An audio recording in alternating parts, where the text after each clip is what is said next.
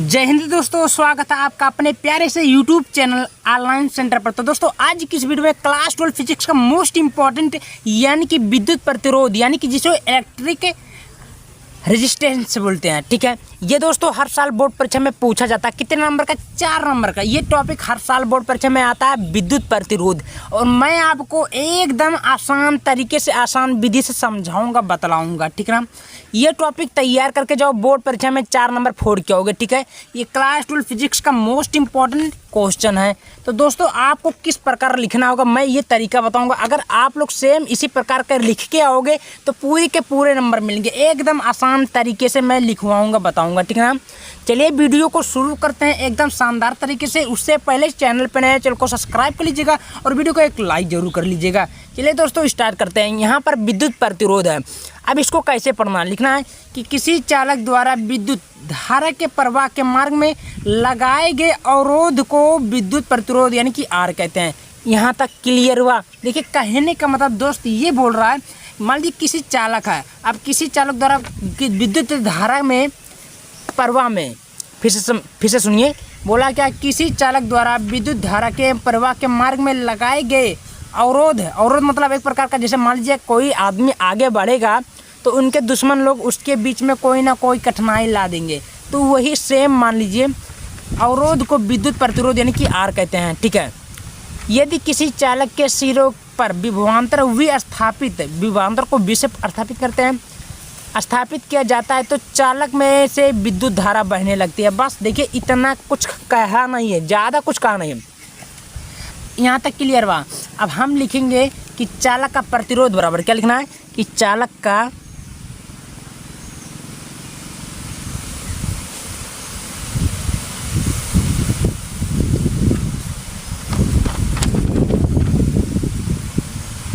प्रतिरोध।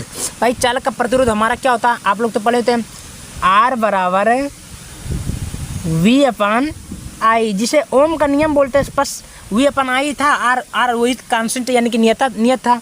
सेम यहाँ तक आपको इतना बातें याद रखनी है, ठीक है। क्या बातें याद रखनी है कि विद्युत चालक का प्रतिरोध बराबर क्या होती है हमारा? आर बराबर वी अपन आई। यहाँ तक क्लियर हुआ? अब देखिए करना कुछ नहीं, लिखना है कि यदि विभवांतर के वोल्ट में धारा एम्पियर हो तो प्रतिरोध का मात्रक क्या होगा? भाई प्रतिरोध का मात्रक सब जानते हैं, प्रतिरोध का मात्रक ओम होता है। सिंपल सी बात। तो आप लोग यहाँ पर आंख बंद करके लिख सकते हैं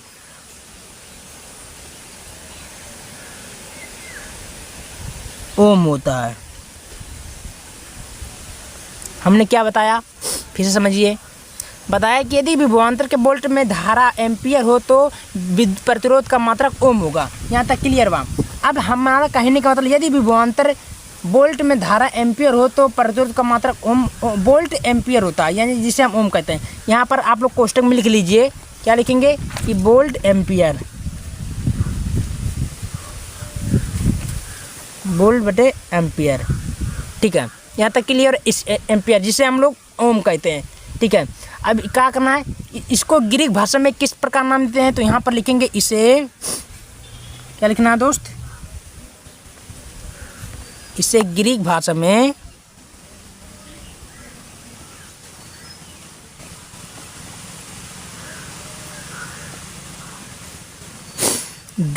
में क्या नाम देते हैं? नाम बताइए। तो इसे ग्रीक भाषा में इसको इस प्रकार नाम देते हैं। कैसे? मैं आपको बता देता हूँ, ध्यान से समझिए। इस प्रकार ऐसे नाम देंगे जिसको हम लोग ओम बोलते हैं, ठीक है। इतना याद रखना, ज़्यादा कुछ कठिन नहीं है, बहुत ही सहज है। इसको ग्रीक भाषा में इस प्रकार नाम देते हैं, अर्थात, जिसको हम लिख सकते हैं अर्थात यानी कि 1 वोल्ट बराबर